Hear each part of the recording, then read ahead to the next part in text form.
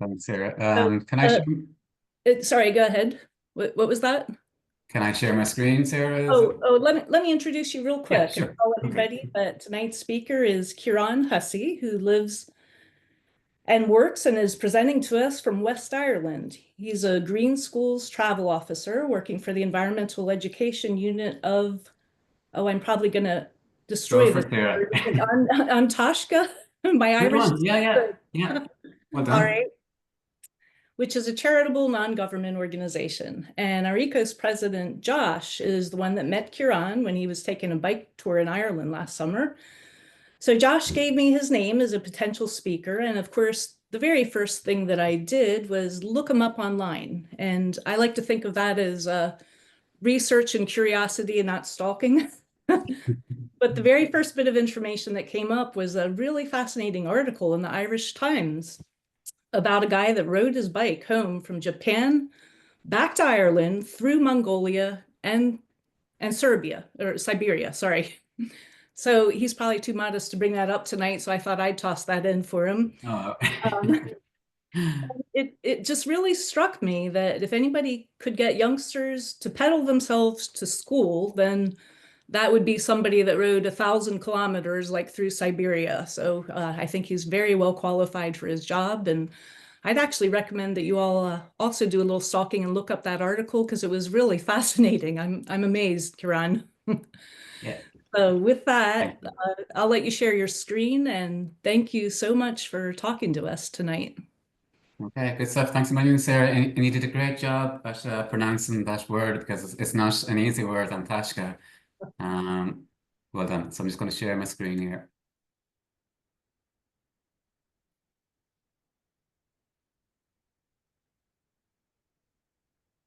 Sharon is not.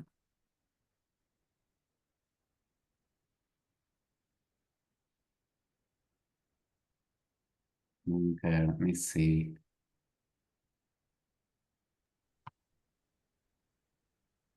I just made you co-host, Ciarán, so it Okay, should perfect. work now. I'm sorry, that was my fault. That's okay.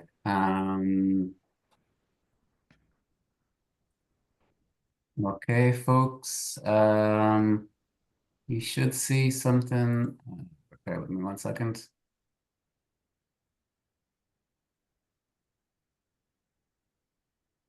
Okay, can you see something other than me? Yes, but I Okay, think maybe not the presentation mode. Is it, Josh?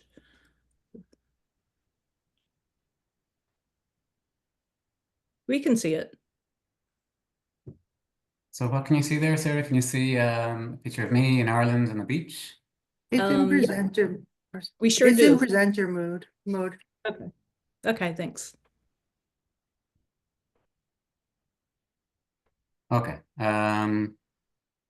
Sorry guys, I'm not so usually I would use Teams, so I'm not as up to up to a speed with Zoom, but I think I'll plow on anyway. Um yeah, okay, so I guess I'll start by giving you a little bit about myself and my background, and then I'll give you a little bit about a little bit of info on the organization I work for, and the different programs within that organization and what I do within that organization. Um, so yes, my name is Ciarán Hussey, and I come from the west of Ireland, and I'm not so sure of your your knowledge of Ireland, but just to give you an idea, I'm just going to get my laser pin here. So Ireland, so the island of Ireland is made up of 32 counties, and the dark green counties up here in the north, 6 counties, this is Northern Ireland, and the other 26 counties, this is the Republic of Ireland. So of course, Northern Ireland is in the UK, and the other 26 counties, that's the Republic of Ireland. I'm from Galway here, this yellow county here. And Galway, it's the second biggest county on the island. And it's I guess it's known as the county. It's Galway's known for its music, its culture, its heritage, its history, a lot of oral traditions, a lot of poetry, singing, dance. The Irish language is still spoken in parts of in Galway, parts that Josh and Penny would have cycled along in Connemara. So it's a very, very beautiful place. This beach here, this is called Acras Head, and Acras means the point of the horses, and this is my local beach. So it's it's about maybe 40 minutes away from my house, and it's a small little beach. It's maybe 1 kilometer long. It's encircled by these mountains. There's a lovely little thatched pub here, just by the edge of the beach, and they have a lovely Guinness and a lovely warm stew as well. So this is my happy place. This is where I go to after a crappy day in work. Okay, so my year is divided in two. So in July and August, I lead cycling tours around the west of Ireland, and I work as an independent contractor for an American outdoors company, and we're based in Listonvarna, which is in County Clare, and we spend a week together with a group of a max of 20 people. So within the week, we stay in 3 to 4 hotels, and around each hotel, we spend a day doing various cycling loops around the vicinity of the hotel. So it's a great way to meet people. It's a great way for people to, I guess, to experience a country. You're passing through the land slowly. You're getting full experience. You're getting the smells, the sights, the sounds. You're experiencing the famous Irish weather. So this picture here, this is of me on a road, booring, as we could say in Ireland, and it's a very typical Irish day. So the drizzle and the mist coming in from the Atlantic. We call this a grand soft day in Ireland, but most people would call it a kind of a crappy, miserable day. But very typical scene in the west of Ireland. Stone walls here as well, and generally the routes we were taking were cycle friendly. So I do this in July and August when the schools are closed. Generally the schools in Ireland, the secondary schools, which would be for kids from 12 years old to 18, they're in their summer holidays from June until September. And the primary school, which are the younger kids from 4 to 12, they're off for July and August. So July and August, I'm traipsing around the countryside with groups from the States, and I'm getting a whole new appreciation for my country because I'm living, I'm seeing Ireland through their eyes. So it's like a whole new experience for me. So it's fantastic.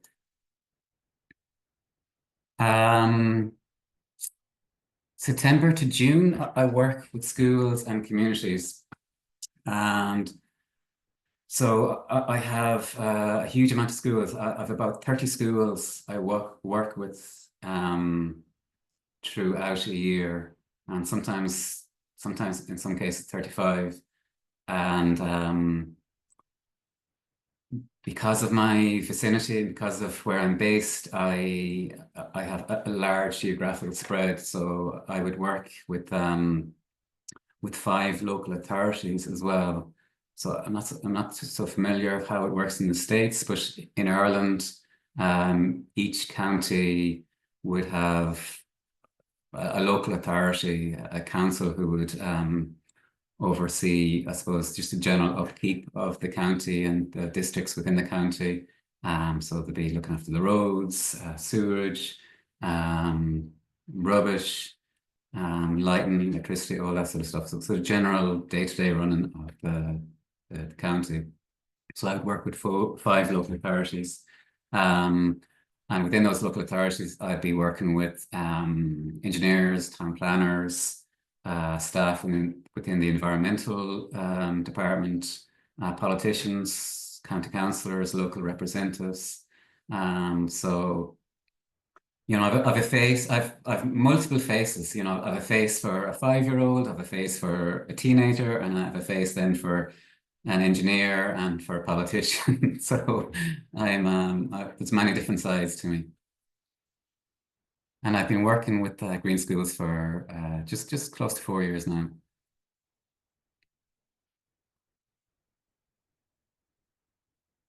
So on Taisce,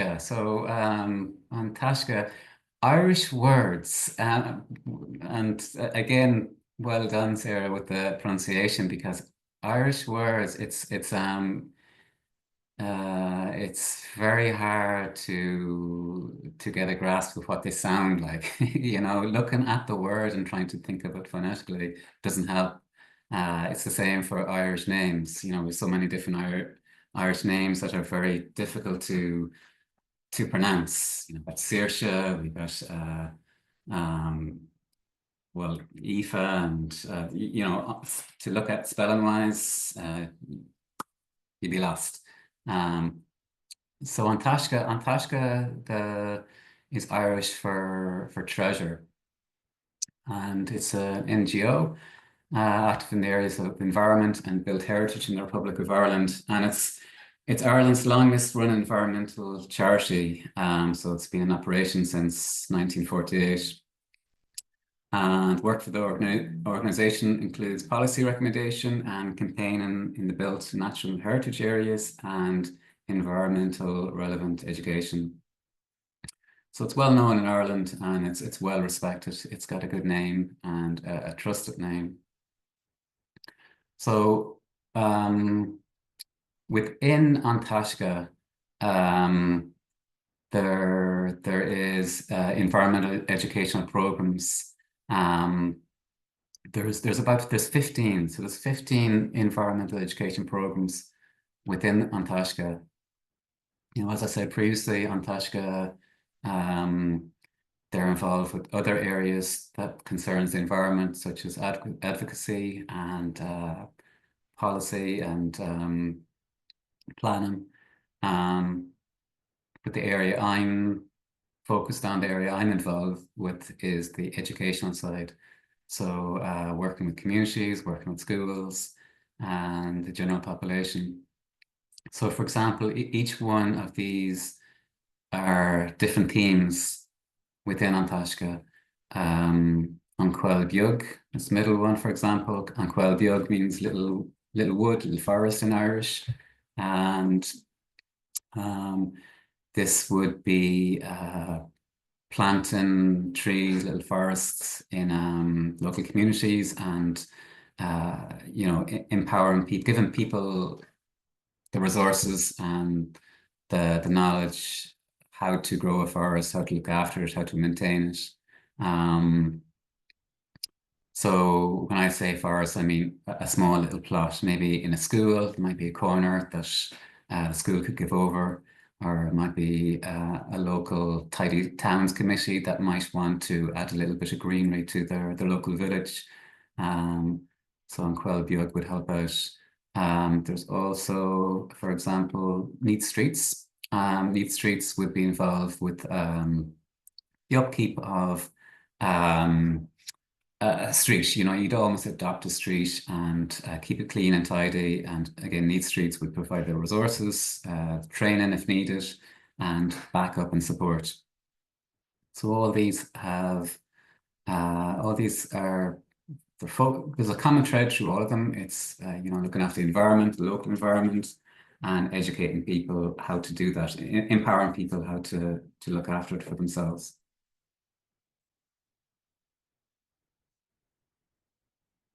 So my within An Taisce, within the environmental educational programs unit, I work in 2 areas. I work in Blue Flag, mainly in May and June. And the mission of the program is to promote environmental education, sustainable development of tourism, environmental management systems, and to ensure safety and access for beach users. So it's one of Ireland's most recognised awards for beaches, and it's volunteers who would look after the upkeep and you know, making sure that the beach that they're living close by is in good order, that there's not rubbish, that it's clean and tidy, that the facilities that are there are kept in good working order, such as toilets and parking facilities and benches to sit down on, and that there's information for the public about the beach and the area. There is also sampling of the waters to make sure that they're clean and safe to bathe in, and just a general upkeep of the beach and the beach area itself. If there's dunes, to protect the dunes, informing the wider population the reasons why we need to look after certain areas on the beach, whether it's dunes, whether it's reef areas or coral areas, and providing that information along the beach. And it's the communities that look after the beach, you know, they take great pride in seeing the blue flag, their blue flag being flown on their beach, because you know, it's no small task to look after a beach in Ireland, because they're some of them are vast and big. This one here on the right, this is called Srida Beach in Sligo in the northwest. This one on the left is Mulletmore, just again in Sligo. And believe it or believe it not, Ireland is actually, it's a big surf destination. So lots of people, and it's only in the last 15, 20 years that it's I suppose with social media and everything, the secret is out. We have waves to surf on here in Ireland, if you're brave enough to get into the water during the winter, because it is quite cold. But it's a great program. So I would work with the communities to help with the upkeep of the beach. We go in beach cleanups. We would provide maybe training on how to stop erosion of the dunes. And I would inspect the beaches then to assess them, to make sure that all various procedures are looked after, and that you know, all the boxes are ticked, and that they have achieved all the things that they need to achieve in order for them to be awarded a green flag. And it's also helping them to put pressure on the local authorities in the county council if there's anything else that's needed, or anything else that needs to be raised with the council. So that's blue flag. So I do that in May and June. But my main role, so maybe 80% of my time when I'm working with An Taisce, is working with Green Schools. So Green Schools, it covers 10 themes. So the themes are here. So it starts at litter and waste, and it goes right down to food and biodiversity. The GC is global citizenship. So it's more of a global element. So from litter and waste, water, travel, energy, biodiversity, and then back to litter and waste again. But you're given the global citizenship. It's more a focus on the sustainable development goals, such as, for example, good health and well-being, sustainable communities, reduced inequality, and so on and so forth. So that's integrated within the repeating themes. So it's very much Green Schools. It's very much a student-led program, and it promotes long-term whole school action for the environment. And it's it's a fantastic program. It's been running now for since 1998. As it started off, well, the travel team that I'm mainly involved with started off as a pilot scheme back in the noughties, and it's been running since, and it's had a great success.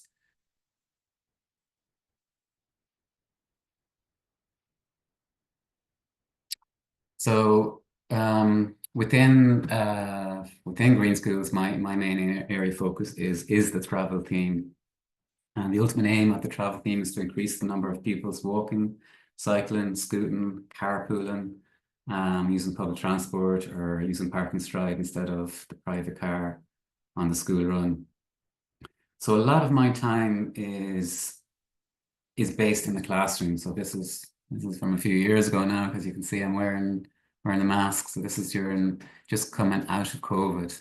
Of course, during COVID, in Ireland here, all the schools were closed down for a number of months. So a lot of the workshops and the interaction with the schools was carried out online.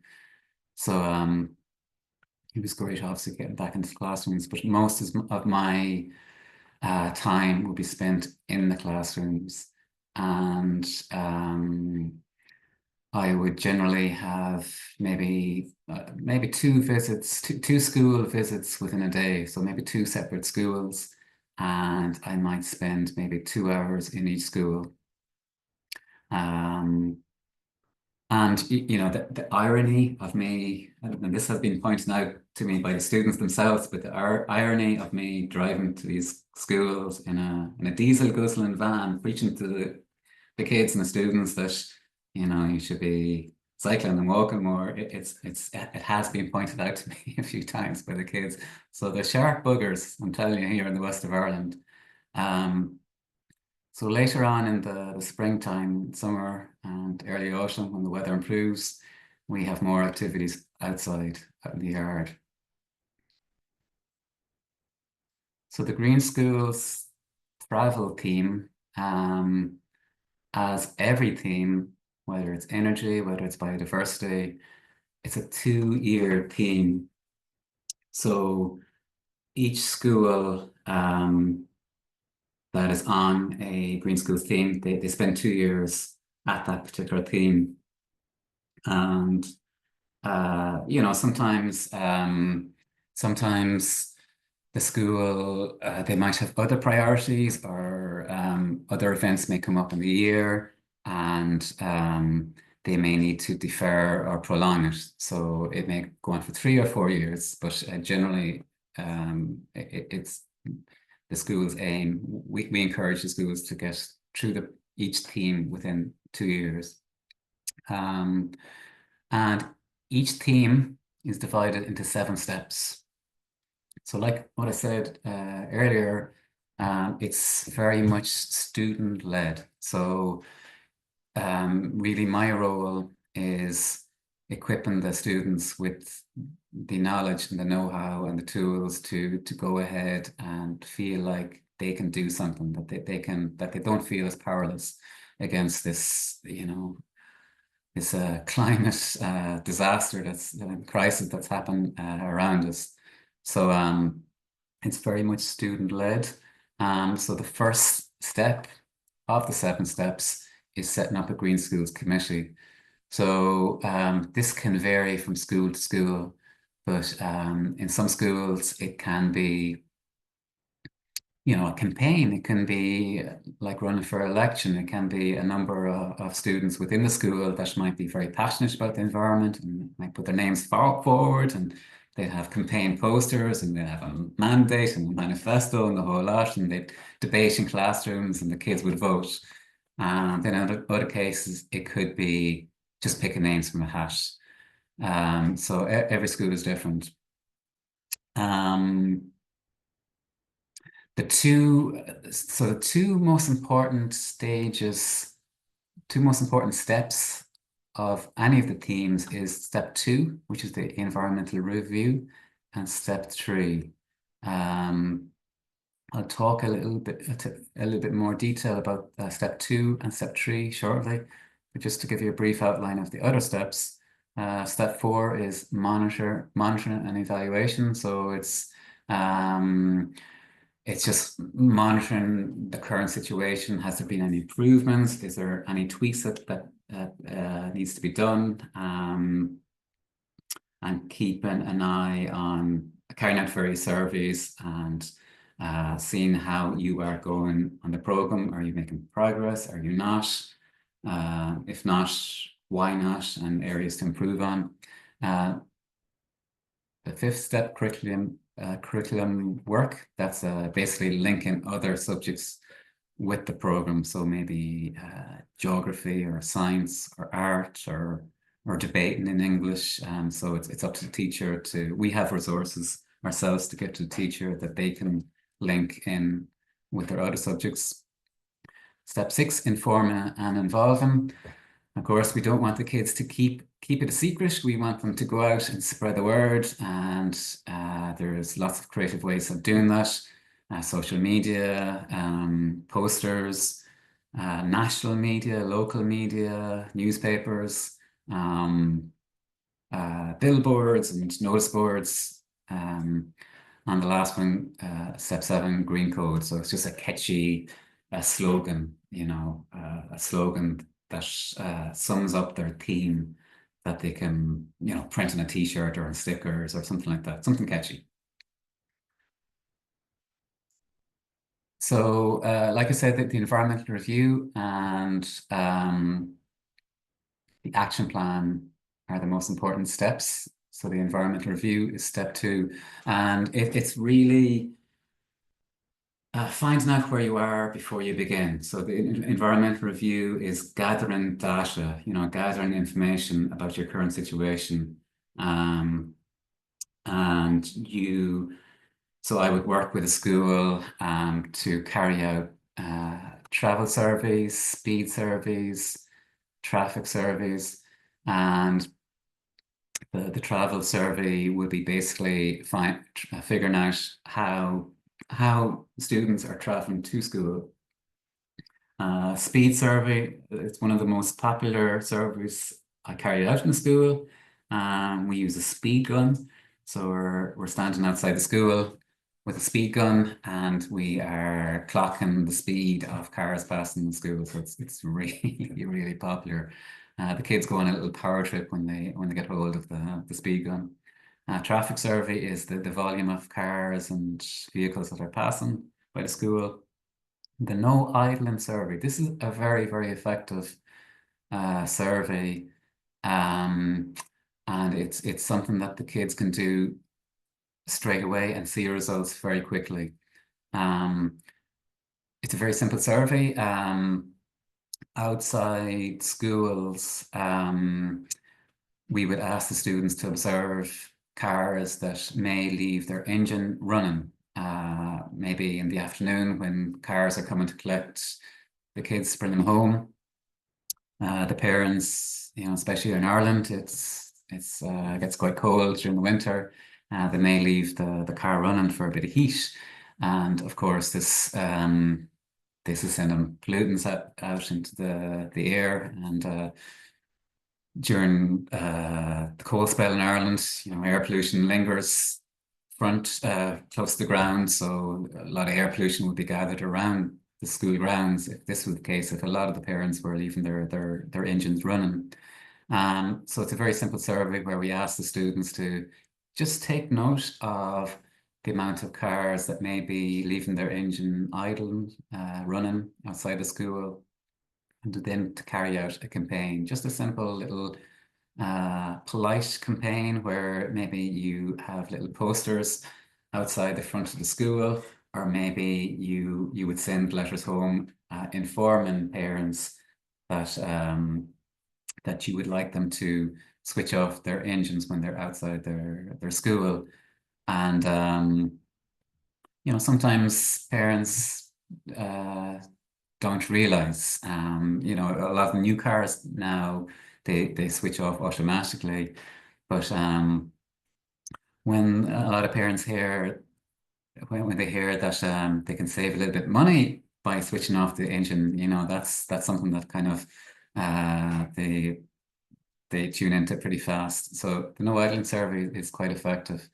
The walkability audit, this is a huge one. And Bill, you mentioned this earlier when you were talking about your area you work in, and this is extremely, extremely effective. And it's I carry this out with the students, and I'll talk about this in a little bit more detail on the next slide. But it's basically checking to see how pedestrian friendly the front of the school and the approaching routes are. So I do this with the kids in mind. They're out with me, doing the audit with me, and they feed into the report that I write up and send off to the local authority. Same with the cyclability audit. This is for the older kids. This would be for secondary schools, and this would be for cycling, for how safe the front at the school is in relation to cycling and the approaching routes. Other opportunities, mapping. I'll talk about this later on as well. I find this extremely effective as well. It's finding out the general location kids are traveling from, how they're traveling, and you can get a lot of information. Bus route investigation, we would, as travel officers, we would do that on behalf of the school. And awareness surveys, this is, I guess, asking the general population within the school, are they aware of active travel, sustainable travel? Okay, so these are a few pictures of a few schools I work with.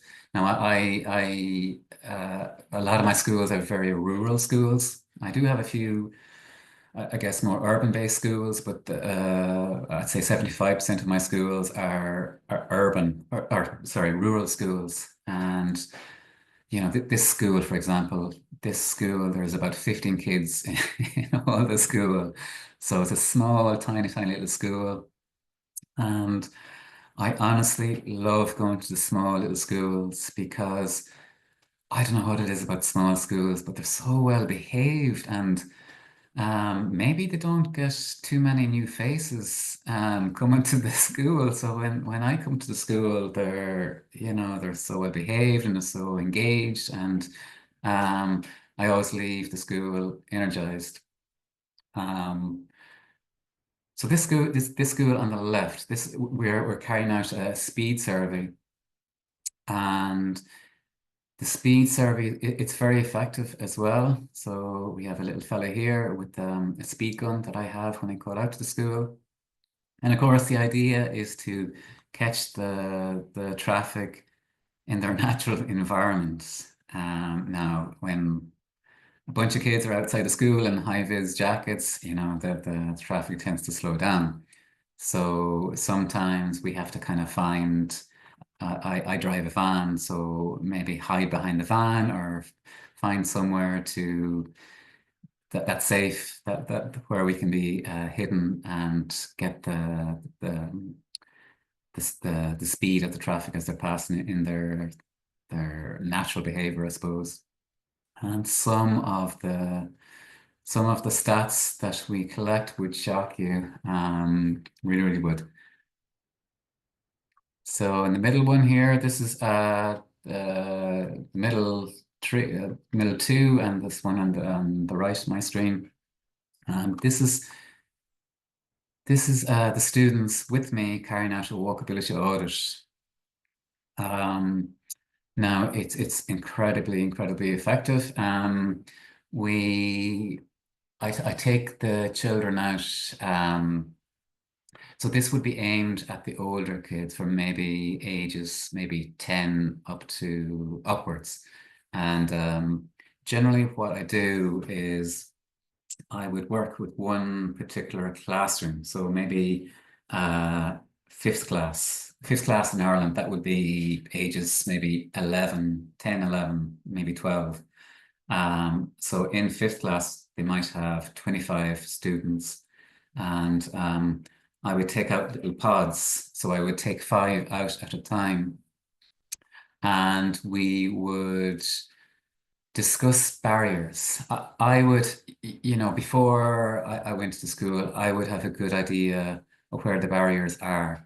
but I want to involve the kids, and I want to give them a sense of their voice is being used, their voice is being heard and listened by me, which will be then inputted into a report and will be sent off to the local authority, which hopefully will come back and implement some infrastructural change based on the advice that me and the students have given.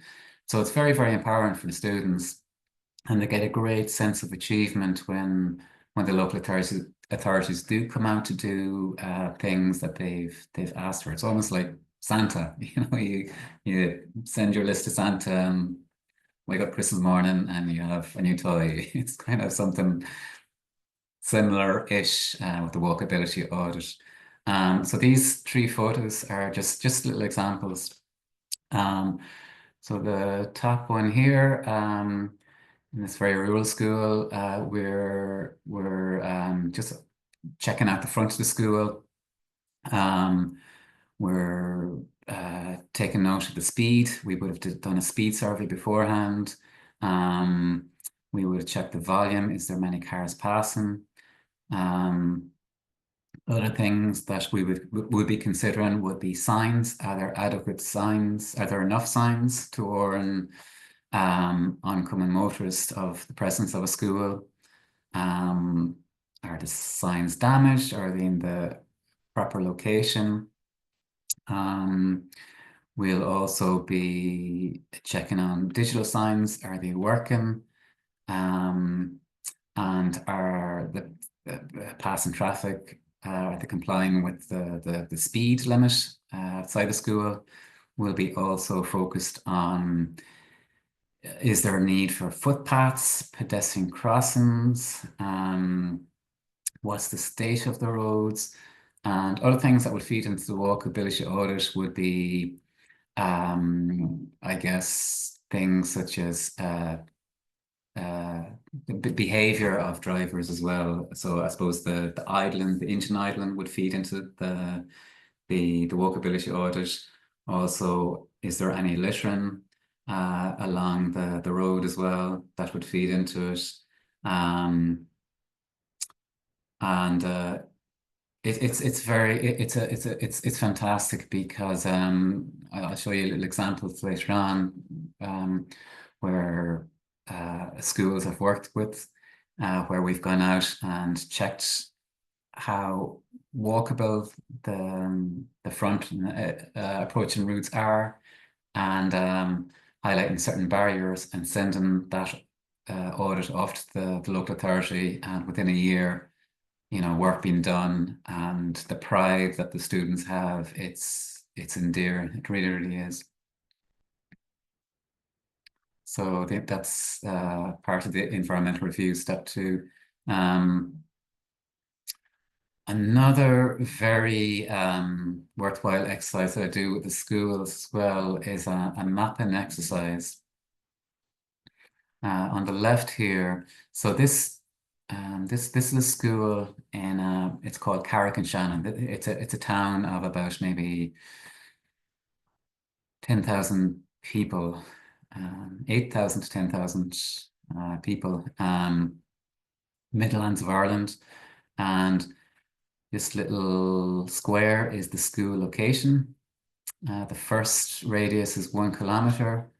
The second radius is 2 kilometres. So the main student population where they're coming from are these 2 areas in Liscara and Athlone, and also another little location here, another density spot here. So this particular school, it had major congestion outside the front of the school. So particularly in the afternoons when the parents were waiting for the school to finish and the kids to come out. So the road where the school was based on was basically a car park for half an hour every day. So it was dangerous for the students, it was dangerous for the kids, the staff, because visibility would be very poor as kids are trying to cross the road in between parked cars. would be very frustrating for the local community as well, as you know they're using this road as well, so they need to get by this every day. So it was a bit of an issue. So this the map survey that we carried out, it gave us some information to work with. To the right here, this is a Google Maps version of Carrick and Shannon of the school. This is the school, the highlighted area here. And so we decided, based on the digital map survey, that there would be a number of locations around the town that would work as park and stride locations. So park and stride, it's basically parents parking, driving a part of the distance, parking the car and walking the rest to the school. So it's I guess removing that congestion, to spreading it out to other parts of the school rather than concentrating outside the school. So again, this program is student led. So with me and the students, we would actually physically walk the areas around the school to pick areas that we would think would work best as park and stride locations. They would obviously need to be enough car parking spaces to allow people to park. The premises and businesses would need to be on board. And it would also have to be, within a reasonable walking distance from the school. So there was a number of locations that we highlighted around the school. This one here, another one over here, and another one here. So we had 3 or 4. And with the committee, we'd walk each park and stride location. We'd mark the distance, the time it takes, and we would then create a leaflet and send this home to the parents so that the parents would know of these locations. And we would have an event where we have a launch week or a launch day, and it's very much it's going to be a celebration. We're trying this new thing, we're trying this park and stride new initiative. It's good for the location, it's good for the students, it's good for mom and dad because you're getting that walking. It's good for businesses because passing footfall would be more likely to pop into the vegetable shop, pop into the bakery, the butchers. So there was obviously the environmental side, but there was the social side, there was the economical side that went along with it as well. And this was all highlighted in the leaflet that was sent home to the parents. And so the digital map and survey, it's a very useful tool as well. So examples of actions taken by the council due to a walkability audit that was submitted to them. So sorry, I'm looking at 2 screens here. So this area here, we have before. So the left column we have before, and we have after then as well. So the kids, we would have gone around the school, outside the front of the school, and the routes that the kids would be taking if they were to walk to school. And we highlighted certain barriers to active travel, and we submitted the audit, the report, to the local authorities. And within a year, within 18 months, they came out and they implemented those changes. So a fantastic success, and the kids really felt great pride in that success. So new pedestrian crossings, tightening of corners, wider footpaths, newer footpaths, and pencil head bollards. There was a lot of parking on the footpaths. So the bollards was just trying to stop that here as well. On this side as well, the bollards were implemented. So it was fantastic. So, real change, input from the students, and a positive outcome. Step 3, the action plan. So the surveys, the audits, the speed surveys, the digital map surveys, the walkability audit, all these surveys, all these checks, all this gathering of information goes into creating an action plan. Now, this is a bit dated. This is from a colleague gave me this morning. It's from a number of years ago, but it still applies. So all the data that's gathered in step 2, it informs the actions you're going to take. So we encourage the school to come up with a time frame, come up with a number of actions, and who would be responsible. So these would be the most important aspects of the Green Schools theme. The step 2, the gathering of surveys, the environmental review, which would feed into the action plan, step 3. And every school on the Green Schools theme would have a Green Schools notice board, and they would show their action plan so everyone can see it within the school. So this is this little school with their action plan. And it changes. It can change from, it's not set in stone. It can change throughout the year.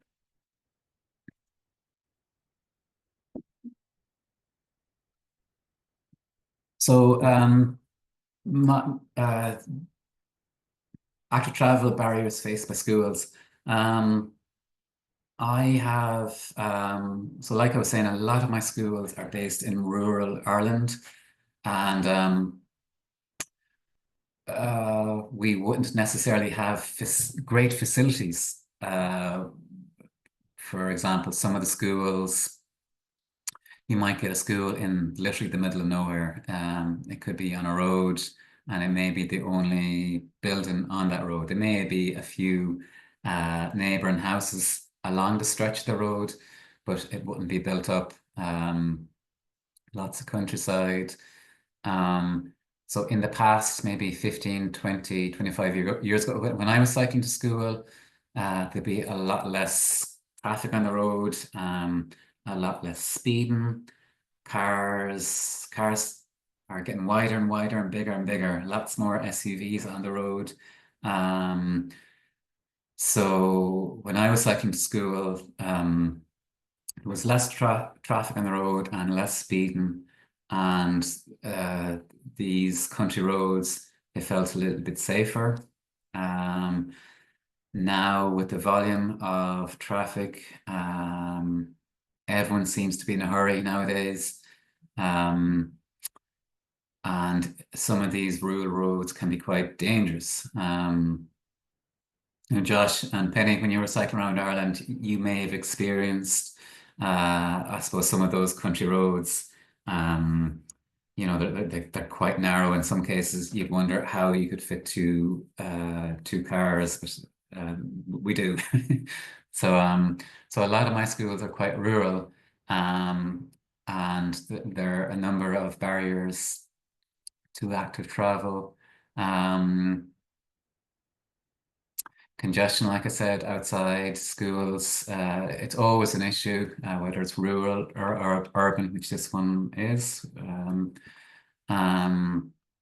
No footpaths. So this particular school, this one is actually, this one is in County Mayo in a place called Ballina, and it's a fairly built-up town. But this school, the school is out of sight here, but it was a brand new school. Brand new school, all the mod cons, very impressive, but they just didn't link the footpaths and the cycle paths with the town of Ballina to the new school. So this is just on the outskirts of the town. So it's an awful shame because a lot of the students are coming from the town to the school. which is out in the outskirts. So they would cycle, they would walk if it was safe to do so. But there's no footpath on the left side. So we drive and cycle on the left side in Ireland. Speed as well, obviously barriers when it comes to speed, lots of speed in traffic. We're trying to encourage, we've tried to, I suppose, influence local authorities to lower the speed limit outside all schools to 30 kilometers per hour. But some local authorities around the country do that, but others don't. So this school, for example, it's 80 kilometers per hour outside the school, and a lot of my schools it's 100. So we're making progress. We are reducing the speed limit. It's coming down, and our previous coalition government was made up of three parties. One of the parties was the Green Party, and they were very supportive of active and sustainable travel, and so they opened up a lot of funding for improving facilities for active and sustainable travel.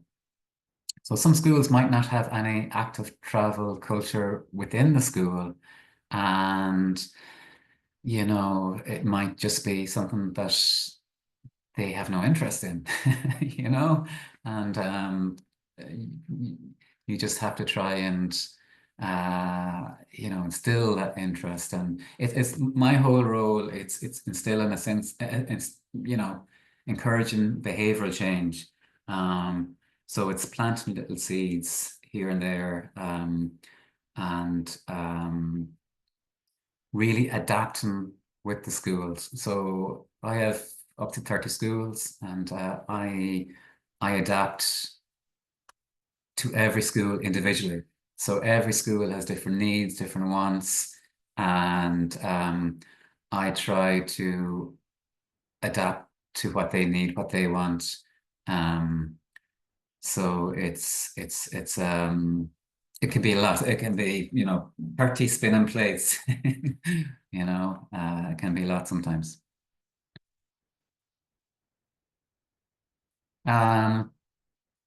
So with green schools, I suppose in a dream world, with green schools the travel team in a dream world, we would like to get everyone cycling, walking, using public transport, but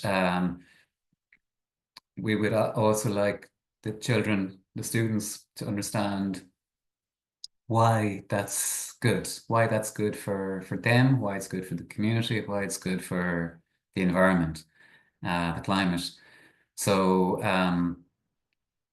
I deliver a lot of workshops in the classroom at the start, explaining to the children about climate change, about climate science, about food miles, where our food travels from, how that has a factor on climate. Town planning, this little group of kids here on the right, this workshop was town planning. So the classroom was divided up into little groups. I asked the children to bring in, bits of cardboard and cartons and stuff from home to use as props to build their dream, I suppose, their dream town or village that would incorporate active and sustainable travel. So kids are very creative, and they come up with some great ideas, and it made it feel more real. It made the theme feel more real to them. Now these are schools that the parents weren't too keen on encouraging to cycle or walk because of the dangers on the roads. So again, I had to adapt as a travel officer to do other things within the classroom. So laying the foundations is very, very important. The guys here on the left, what are we doing actually? We are It's an art competition. I think it's yeah, it's coming up with some sort of design or slogan to ask drivers that are passing school to slow down and consider the students that they're living nearby that want to cycle or walk to school.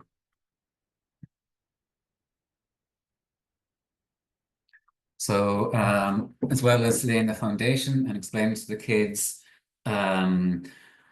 why active and sustainable travel is good for you and the environment and giving them the science behind that. It's also instilling a love of cycling within the kids themselves. And, I would do a lot of cycle training in the class, in the yards. So we would do scooter training with the young kids. Um, I'd have a bunch of 4, 5, 6-year-olds and little scooters and have their little helmets, and it's a tonic. It's absolutely brilliant. Um, and the older kids, then I would focus on training them, the rules of the road, equipping them with the skills that they would need when they go out onto the public road. So we would lay out kind of tracks in the road, and we would also explore. So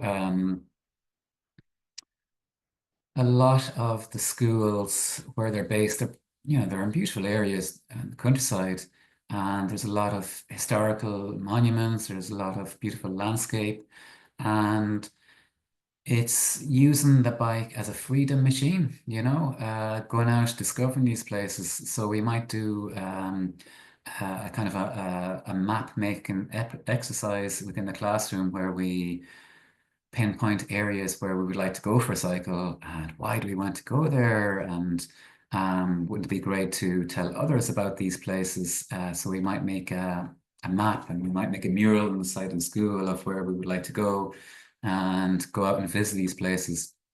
So we would do the training beforehand to make sure that they're confident on the road, and then we would take them on. This is me here, and I would usually, when I'm taking kids out on the road, I would take 15 at a time, so me and someone else. Now it depends on the roads as well. Like if the roads are busy and if I deem them to be a little bit dangerous, maybe less, maybe 10-2 ratio. But it's instilling a love of place as well, because when we go out on these little cycles, the kids are just brimming with joy and dying to tell me about this place and that place and their neighbors, and we'll call into Johnny for a cup of tea and a few scones and all this. So it's great fun. It's really, really great fun. Every year we have, I don't know if you guys have it in the States, but every year we have a bike week. It's held every May or June, and it's a national event, and it's a celebration of cycling, and it's for young and old, and for a week in May and June. It's really a huge celebration where schools celebrate by, I might organize this one here, for example. This is in Strandhill in Sligo, which is by the coast, and it's an all girls secondary school, and we cycle from the secondary school to an ice cream out by the coast. And we do this every year. And, it's a 10-kilometer cycle. And we cycle out, we have our ice creams, we sit on the beach, we might do a bit of a beach cleanup, we hang out for a little bit, and we get back on our bikes, and then we cycle back to the school. And, to me and you, that doesn't seem much, but to the girls that have taken part, it's huge, it's massive, and it's something that they remember. They really do. We all remember the times when, we get out of school, whether it's for sports or for cycling or for something like this or for ice cream. You're going to remember being taken to the beach for ice cream. So a lot of the local media gets involved during Bike Week. So again, it's promoting cycling and promoting active travel. and the local authorities provide funding. So it's a great celebration, and there's lots of festivals up and down the country as well. Some that would be more unusual festivals. I was at a festival one year where there was jazz band. We were cycling through an area, and there was jazz bands, musicians playing up in the trees as we were going through this cycle lane that was, trees all along the cycle lane. So it's a great week, and the schools. It's something that the schools aim for as well. So every year, schools that are on the travel theme, they know this bike week is coming up, so it's something to aim for. So maybe they want to organize a cycle for bike week, so they need to maybe prep the bikes. Maybe there's bikes left in sheds that need a bit of TLC. Bring the bikes into school. I will help with bike maintenance courses. Maybe the kids need training. We focus on training the kids. Then we focus on finding where we want to go, where is fun to go, where is fun to cycle. So all that, when you have a goal, you can do many things leading up to that goal.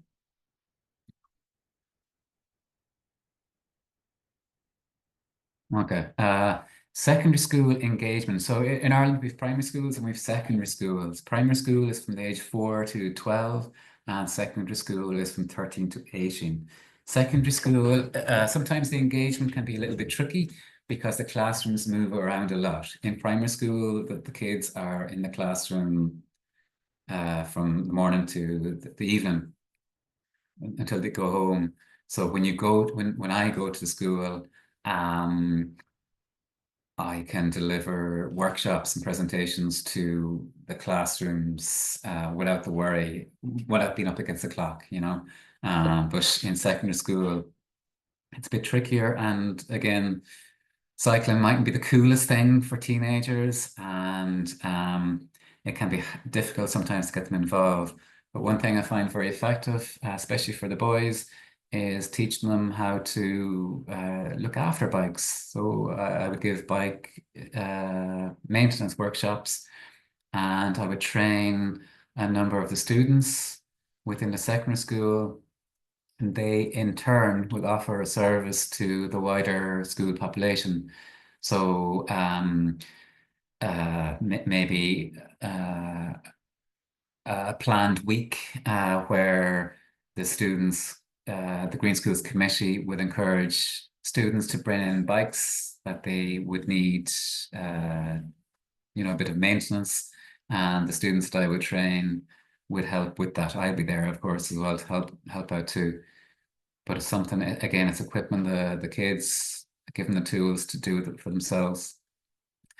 This program here on the right, it's called And She Cycles, and it's an absolutely fantastic program. It's for girls in secondary schools. So when girls go from primary school to secondary school, cycling for them falls off a cliff. There's a huge it's 1 in 250 girls cycle to school in Ireland, so it's a very, very low number. So this program, And She Cycles, is to try and encourage more girls to take up cycling, and it's really it's a program that I guess trains girls within the schools to be leaders and to be advocates for cycling, and to encourage others within the school to take up cycling. And it's been it's been one of our most successful elements of the Green Schools program. What to do when it's too dangerous for cycling or walking to school? Okay, so I have a background in art, so I love art, and the kids love art as well. So being able to express themselves in art is very important as well. So I do have some schools that the roads are too dangerous to cycle, too dangerous to walk. We may focus on other things such as carpooling, where through the digital map, we can see that certain families are traveling to school from a particular area, all in single occupancy car journeys. So so rather than, you know, the single car journey, we could get them to carpool. So we might run an initiative like that. But something that's always very popular is creating art. So we would run competitions, such as like a comic competition where you get to, you know, be a character and you want to cycle to school, or you make up your own story. We also have bus stop art competitions. So schools would get involved with creating art that would be shown on local bus stops. So this is great as well for engaging, especially the younger kids as well.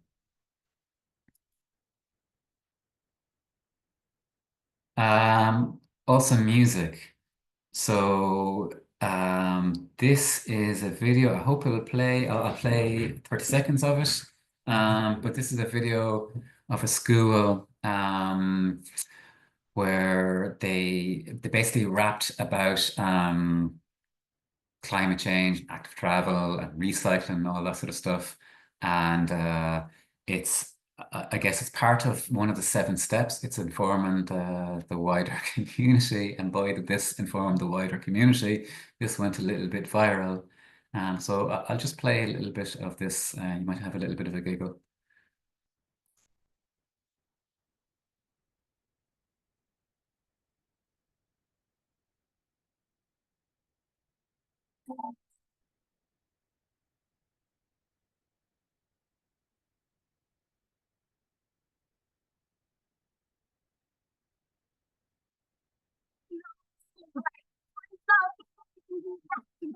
My campus go on the wildcat but saving the earth, becoming a top board. From the minute you wake from your night and nap, you can make little changes like turning off the tap while brushing your teeth in the bathroom. You can cycle or walk your way to the classroom. Cut down the fuel you use to get to school.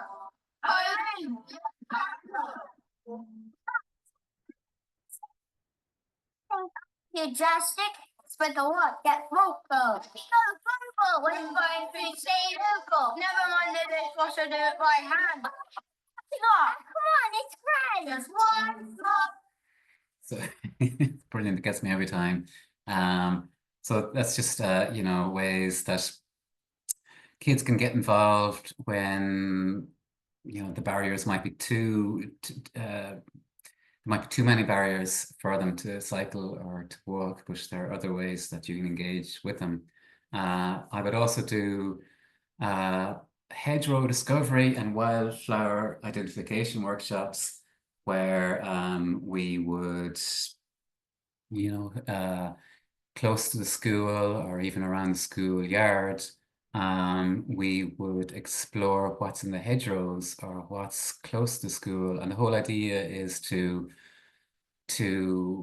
raise awareness for the kids, you know, to let them know what's out there, what you could discover if you were to cycle or if you were to walk to school. So what plants, what animals, you know, there's a lot of folklore in Ireland based around plants and mythology, and I would tell a lot of stories based around these plants. And you know, when you tell a little story about fairies and goblins and things like this to kids, you know, they really listen in. So it's really given that sense of curiosity and interest of their surroundings, so that if they do decide to cycle or walk, that they're observing these things, and I suppose letting them know that you can discover and you can see these things if you were to cycle or if you're to walk. Less so if you're driving in a car coming to school.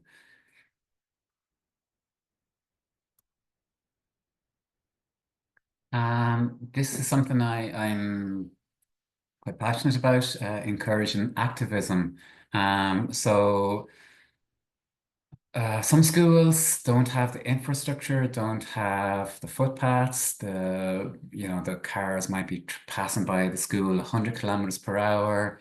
you know, the school. It's very passionate. It's very energized to do its part for the environment, to do itself for the climate. It wants to cycle. It wants to walk. It wants to consider all these things, but it just can't because the powers that be just you know, the funds aren't there, or the infrastructure isn't there for them to do it. So I organize workshops where we write, well, first of all, I explain how democracy works and how our local councillor works. And we write letters to the local representative, local county councillor, and it's incredibly effective. You know, just because I guess the handwritten letter still has its place. And when a councillor receives 30 letters from a bunch of 10-year-olds asking him to come out to their school to view for himself, herself, how dangerous it is to cycle or to walk to school, you know, it's very effective. And in a lot of the cases, we had elections last year in Ireland, so the politicians were eager to have their photographs taken, and you know, they're only too happy to come out and to meet the children that sent in the letters, and to discuss and to talk and to debate about what they need and what they want and their concerns. So very, very effective. And we have campaigns, little campaigns outside the schools. The one here on the right, this was a particular school, again, a large volume of traffic, speeding. So we got out the whole school population to line the road, high vis, and just asking the passing traffic to slow down. So this particular school had been asking the council for years and years for slow down signs, or some sort of deterrent to slow down the traffic, but it just wasn't coming. So we decided to take it into our own hands, and we went out with placards and shouted and roared and made a hullabaloo about the whole thing. And the council listened. So they implemented some signs, so it's safer now. The one on the left, similar idea, looking for reduction in the speed outside the school. So again, just raising awareness, and of course the local media gets involved when they hear all this ruckus happening outside the school. So very, very effective. This is something that has worked for me in the past and for the schools in the past. Coming to the end now, guys. So the Green Schools program, each program, like I said, is 2 years, and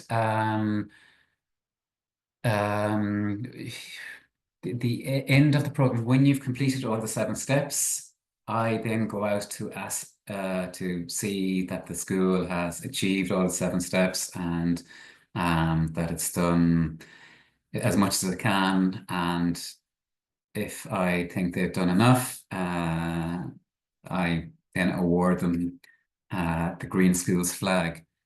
And it's a huge celebration. It really, really is.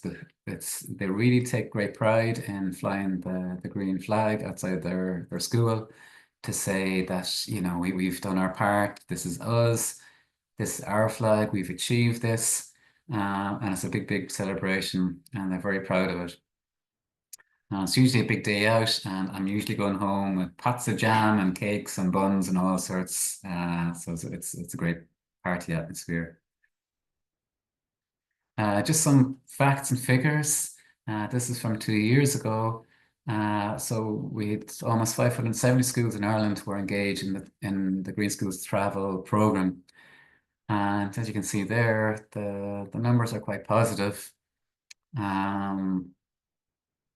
Increase in cycling, walking, increase in a lot of positive numbers. So it's working. It's a great program. It's very positive.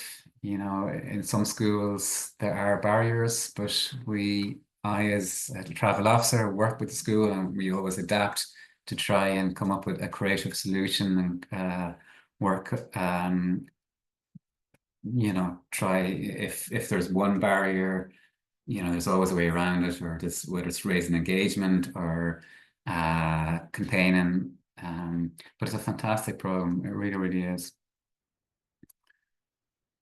So, Sinead, thank you all very much for listening, and I hope you gained a little from my talk, and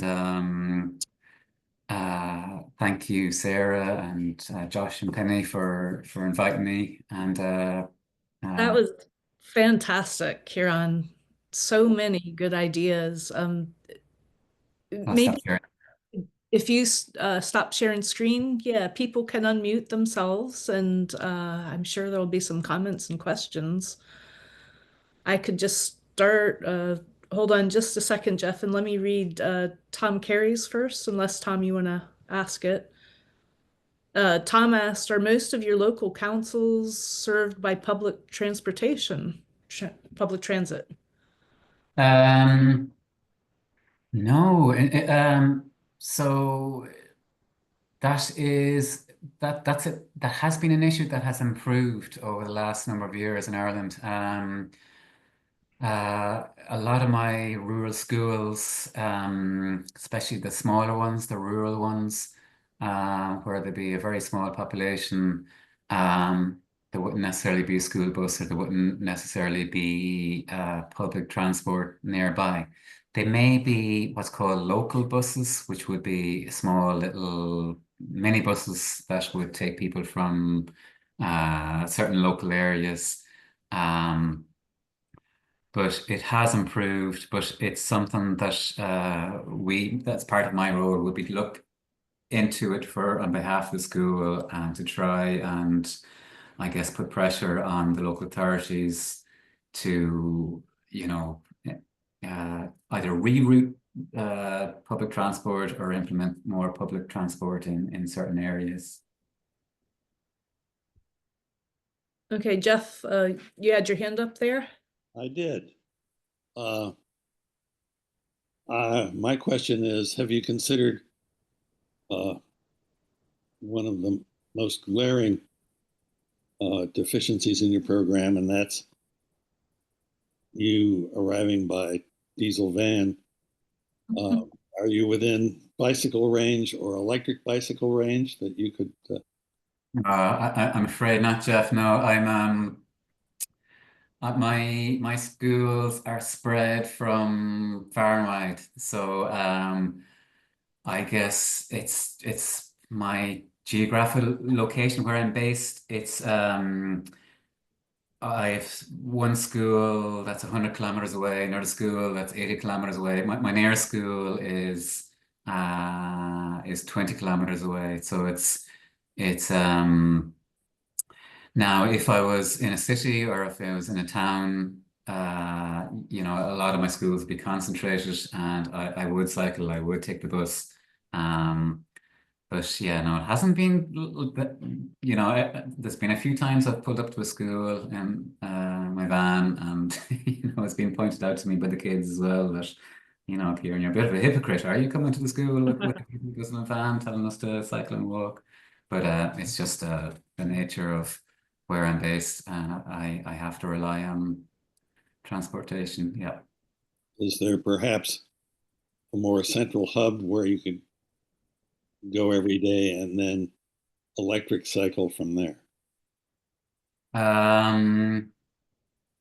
They're not really. Now, where I live, so it's just so spread out. So there are a number of, we'll say, out of my 35 schools, I might have 5 or 6 that would be based in an urban setting. So if that was the case, I would, there is a town I get a train to, and I didn't spend my time in the different schools walking or cycling. But no, the other schools, it'd be physically impossible for me to get to those schools without transportation, without wheels. And it's one of the things that I guess a lot of what I teach in schools is the Sustainable Development Goals, and reducing inequalities would be one of those things. And it's something we talk about in schools, I guess the urban-rural divide, where in urban areas there are those facilities, and in certain rural areas they just don't exist. So I live in one of those areas where they don't exist. So so we're you know, so I'm kind of up against that battle as well. You know, I'm going to these schools. I'm very careful of what I say. I'm very careful of what I'm asking of people as well, because I don't want kids to be going home, you know, giving off to their mums and dad for driving cars that use fossil fuels. You know, it's I don't want to put that pressure on anyone, but yeah, so it's gentle. It's kind of planting seeds and hoping for behavioral change along the line. Well, two more things. Next, I like the idea of high visibility vests, and maybe you could actually give those out for daily use for Oh, those yeah.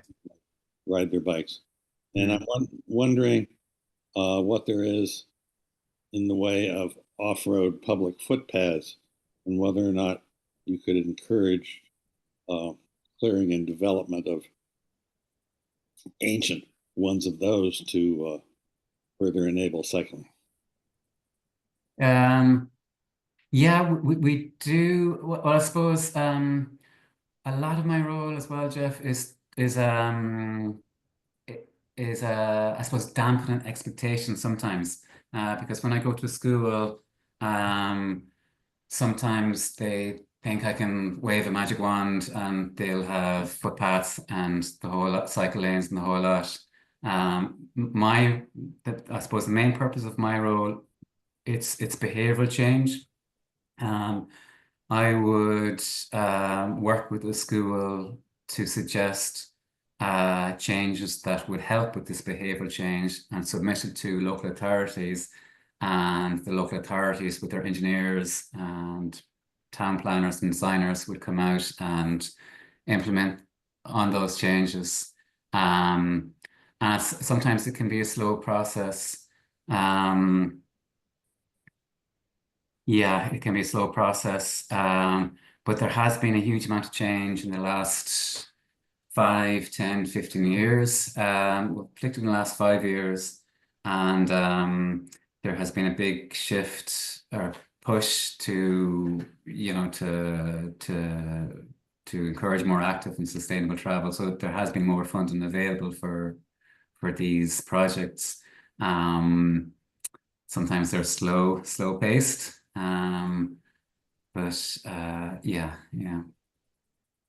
Okay. We have a couple other questions. Catherine, do you want to unmute yourself and ask?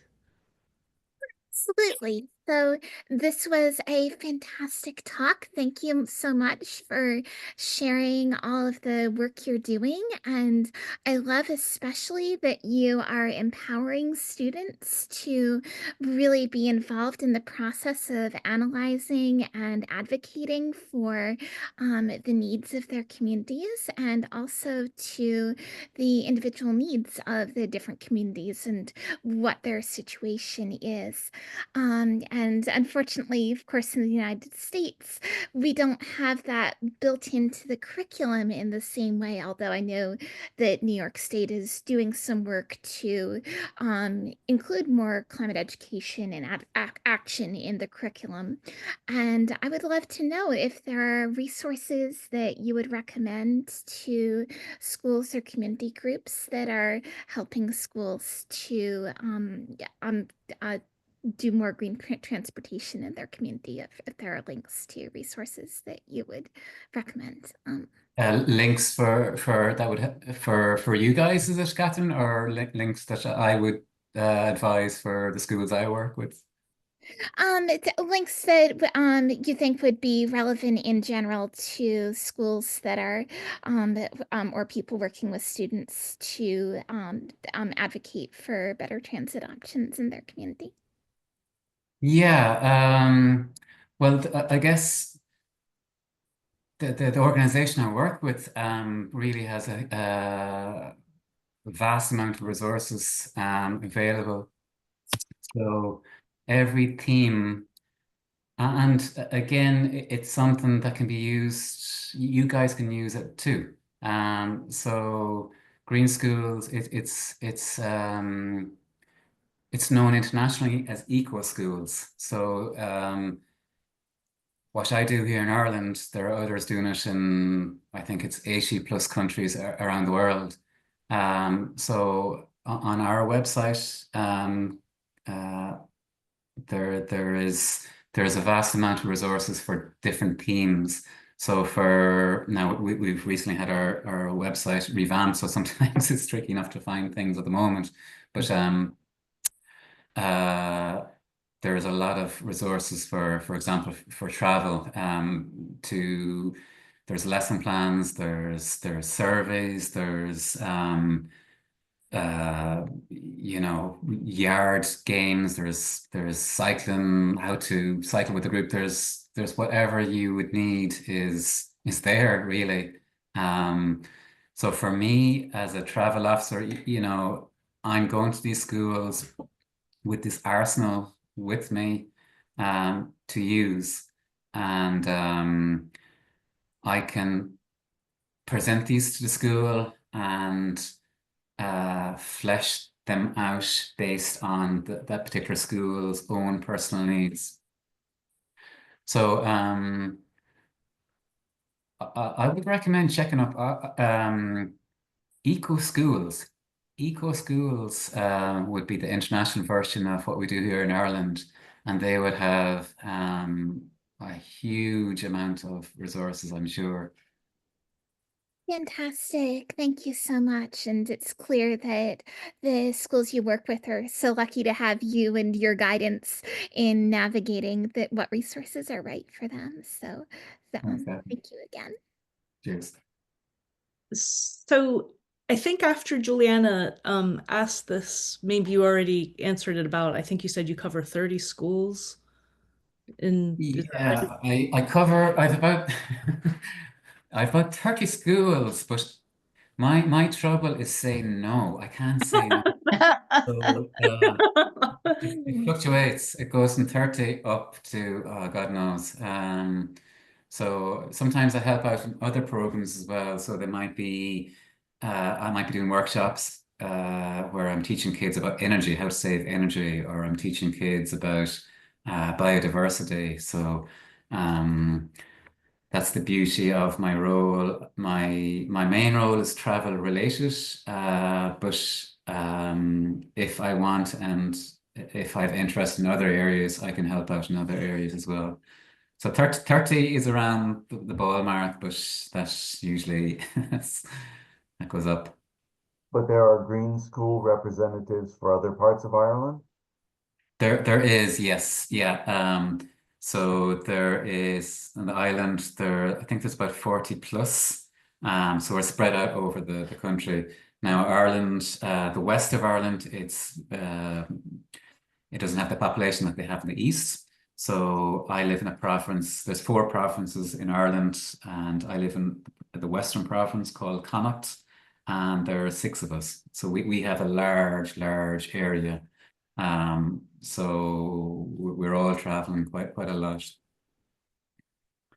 Yeah. Bill? Ciarán, I think it's great that you have a program where you're working with children and you get to really invest in environmental things and travel things, and the kids get to learn that and actually look at their own school and talk about how they get to school, things they would do. And I wonder if you get a chance to work with parents, like we have parent teacher organizations in a lot of schools in the States. And one of the features about them is that they are voters.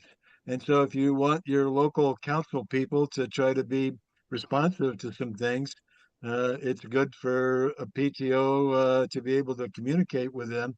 And I guess I was wondering if you ever get a chance to make a presentation at a PTO meeting or a larger school meeting, or you get a chance to take parents or even some students to another school that's really done a good job of walkability and getting to the school, so that they get a chance to see, hey, here's your school could look much closer to this, where people can walk and get to school with car parks or trails or other kinds of things. And so um, I guess I'm wondering, do you still have a plan to hit the parents as well as the students, where you Yeah. feel like this could be a much safer school, and I want to show them some things where they could get there themselves and be a Yeah, school. yeah, that's right. But so I guess with the kids and students, they're going home to mommy and daddy and telling mommy and daddy, she should be doing this and doing that, and that's very powerful. But I also do, I would have online meetings with parents in the evenings to maybe the school I may be working. We might be planning a Park and Stride initiative, and I'd be trying to get the parents involved. So I present to them and I highlight the different areas. I tell them why we're doing this, the reasons, um, and it's information sharing. They can take it on board, do what they want with it. I also do so there's when it comes to cycling, I would try and set up some cycling buses. So I don't know if you're familiar with that, and say it's so in some of the areas I work in, there isn't cycling footpaths. So the idea of the cycling bus is it's parents cycling with the children to school. So they're acting almost as moving bollards, they're shepherding the kids to school. So I would help the parents set that up. Some of the parents may need training, how to cycle with the group. They may need bike maintenance training. And also the idea of the cycle bus as well is we shouldn't have to have a cycle bus. There should be infrastructure there. So this is kind of like a moving visual sign to your local representatives that, we need a facility here. The kids, they need to cycle, they want to cycle, but they just don't have the infrastructure there. So I would work with the parents in that regard as well. Yeah, maybe two, I suppose. Okay. Janet, did you have any follow-up question to that? Because I think right after you typed it, he went over about the buses. That's right. No, I don't have a follow-up question, but I was impressed with the Park and Stride idea, which would be very helpful, I think, in a lot of this local schools, where you see, even if there are buses that take the children, that offer to take the children to school, you have lines of parents in their cars bringing the children there, and the older, even including older children. And Park and Stride sounds like a good way to, an intermediate way to approach the problem. And so I was very impressed. That's just one of the things that was a really great idea, and thanks for offering it. Thanks, John. Well, the Park and Stride, it has worked in a lot of schools, and it can be something as simple as moving that concentration of buildup of traffic 200 meters away from the school, even, and when I'm in a classroom, when I'm explaining to the children how, even if you park 200 meters away from the school and walk that last 200 meters, you're doing a bit. And I always use an example of a balloon to explain that, you know, an average size car would produce this much CO2. So I blow up a balloon that would contain the average amount of CO2 that would produce by a car, an average size car that would drive 100 meters. And I would hold 2. And I would say, okay, so if you're, you know, willing to walk those last 200 meters every day, 5 days a week, you're saving, you know, this many balloons, and you have to do it for the year. And then if the whole class does it, and if the whole school, you're saving all this amount of CO2 from going into the air. So, you know, they get all excited about it then. But I guess it depends. A lot of time here, I know, Janet, it depends on the weather. You know, weather is an issue. And the weather's pretty crappy here in Ireland most of the time, as Josh and Penny will tell, even in the summertime. But you know, and it also depends on the will of the teachers and the staff in the school involved, because they have a lot on their plates as well. They have a lot of